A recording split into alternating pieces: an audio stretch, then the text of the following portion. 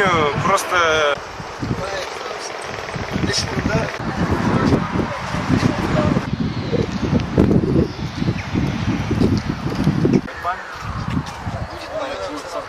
Білген 2012 жылдың 24 июлі Батырша Хазіретінің өліміне 250 ел толды.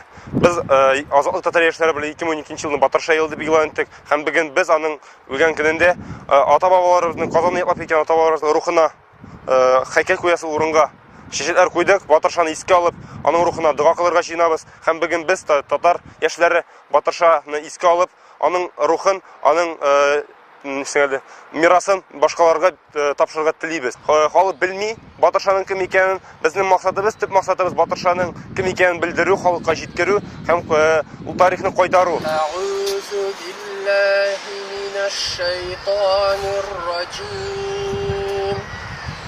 Бисмиллаһир рахманир рахим. Я Раббым Аллаһ, ushbu o'qilmish Qur'oni Karim oyatlarini o'z fazl va rahmating bilan qabul qilsang edi. Ham o'quvimda bo'lgan kamchilik va xatolarni g'afvo aylasang edi. Ya Rabbim, barchamizning da qiyomat kunida mahshar maydonida payg'ambarimiz Muhammad Mustafa sallallohu alayhi vasallamning shafoatini erishishga nasib qilsang edi. Hamda bu o'qilgan Qur'oni Karimning oyatlarining savoblarini ushbu Abdullah G'aliyev Batırshah Hazratga bag'ishladim. Hamda onun ruhun ham butun Tatar xalqining ozodligi, baysizligi uchun kurashgan, islom dini uchun kurashgan ota-bobolarimizni ruhlarini bag'ishladim ya Rabbim. Ularning ruhlarini shod qilsang edi, ham oxirgi o'rinlarini jannatda bo'lurga nasib qilsang edi.